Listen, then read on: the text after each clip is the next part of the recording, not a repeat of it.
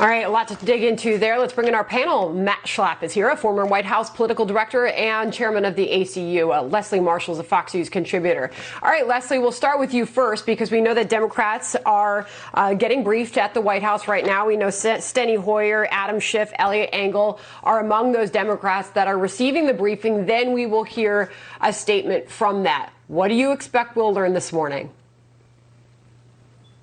I'm really not sure what we'll learn because, sadly, everybody denies. The Taliban denies, Russia denies, and even the president denies. What I want to hear and what Democrats need to hear, and I think Americans need and want to hear, Sandra, is that the president is going to call out Russia. That's what Joe Biden is promising if he becomes president after the November election. The problem here is the Trump administration has been very ambiguous when it comes to Russia. On the one hand, they're wary of them in the Middle East. They certainly know that Russia's leery of Islamic fundamentalism rising and spreading into Russia with the winding down of American troops in Afghanistan. But on the other hand, they accept these denials. And I'm fearful that the Democrats won't be pleased with what they hear the president say, because I don't think the president is going to call out Russia as Democrats want him to. We cannot assume a thing until we hear from them and get their side from what they learned at the White House this morning. Meanwhile, Matt, the question is, for the White House, who knew what and when? To you, Matt Schlapp. This is a completely ridiculous attempt to once again go through what we've gone through for the last 4 years. The deep state, this is the Colonel Vindman, the Lieutenant Colonel Vindman media strategy. The deep state leaks to the New York Times. The New York Times writes a scalding story about how Donald Trump has misplayed something in our foreign policy. The Democrats on the Hill then call for investigations. What are we going to do? Get a special counsel? What's going on here? This president has been tougher on Russia than any previous president, and Joe Biden has been wrong on every major foreign policy question for the last 40 years. Nobody ever thinks Donald Trump isn't tough enough. In fact, a lot of his critics say, we wish he wouldn't always be so tough. The fact is, we don't know what happened in terms of what Putin has done with these potential bounties. I guarantee you, I can assure everyone listening to this, if he is trying to engage and have our troops assassinated, don't worry. Donald Trump will be plenty tough to protect our troops. Got it. All right, so we'll see what we learned from the White House this morning, and those Democrats, as they come out to talk, we'll see what they have to say. But meanwhile, the Pentagon is saying no corroborating evidence supports what we did learn from that New York Times reporting. Want to move on to coronavirus. We're expected to see Dr. Fauci, Dr. Redfield, and others testifying on Capitol Hill today. Matt, to you on this, because there's a lot of pressure on the White House. It seems in some cases they may be painting a rosier picture than what we are seeing, with some states seeing now a spike in hospitalizations and the number of coronavirus cases. There's pressure on the president to wear a mask more publicly as a symbol and obviously for a health precaution. What do you need to see from the White House to put a firm stance out there that coronavirus has not gone away, Matt? Yeah, it's not gone away. We're going to have to obviously deal with this virus for an extended period of time. We've had to deal with other viruses. The only difference with this virus is that there's so much politics wrapped around it and in the coverage of it. Here's what I look at. I want to look at real numbers, and I want to look at the mortality rate. If the mortality rate is spiking, as just an average guy reading news, that's concerning. And what you see with a lot of these hospitalizations from even doctors I've talked to in Florida is you've seen an influx of a lot of patients who did not go to the hospital, did not get medical attention for other issues that they have because they were so afraid of contracting corona in the hospital. Now you've had a flood of people come to those hospitals, including those who are infected with corona, but they have other serious medical situations they need to take care of. So let's look inside the numbers. Yes, let's take this seriously. Let's take care of our loved ones, especially those who are older and those who have underlying conditions. But let's be calm and rational about how we approach this, and America will get through it.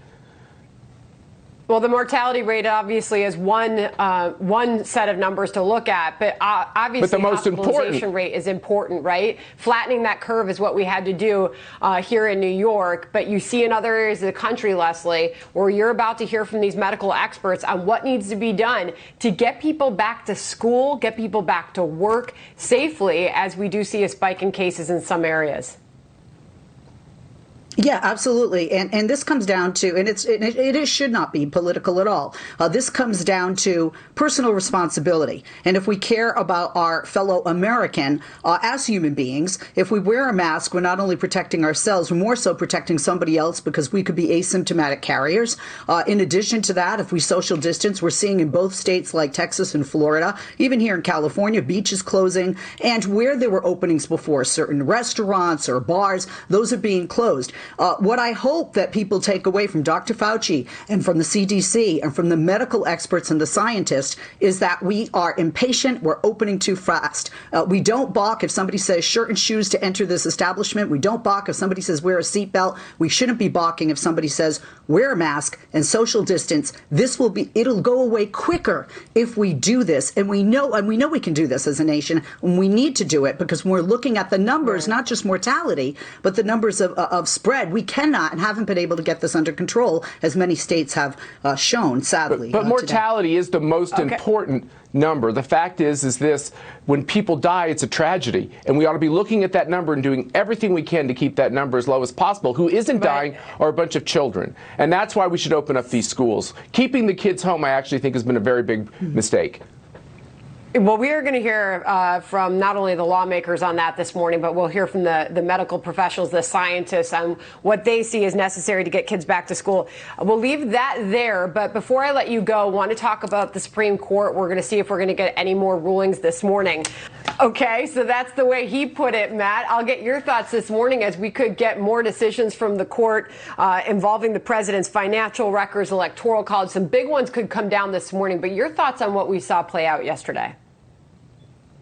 Yeah, if it were up to me, I would start impeachment proceedings against John Roberts. He went in front of the American people, he took an oath, and he told us that he was going to act as a justice to strictly interpret the Constitution. What he's done on Obamacare twice, what he's done here on abortion, is act like a left-wing politician. If he's not going to be impeached, he ought to resign and go run for Congress. He ought to be on the Appropriations Committee, because he's much more of a political hack than he is any kind of a jurist. All right, Leslie? I think when you look at not only Justice Roberts' record, but even this past week, his ruling with CFPB, and he was with the conservatives on that. And I think we're probably going to see him side with conservatives on other issues like the president's tax returns. I think, Matt, I love you, but to say to impeach somebody because you don't like his decision, the Supreme Court shouldn't be a political litmus test, left or right, then quite he should frankly. stop And acting that's like why a it's so politician. important that we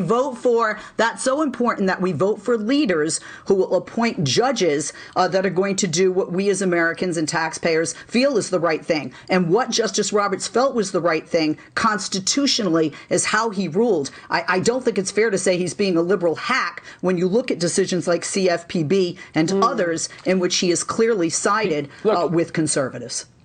But Leslie, he's 50-50. Let's face it. The liberal justices stay together. The liberal justices always stand together. And Roberts is with us 50% of the time. It's why we lose on all these major questions. It's not good enough. Follow the words of the Constitution. It's not about your feelings.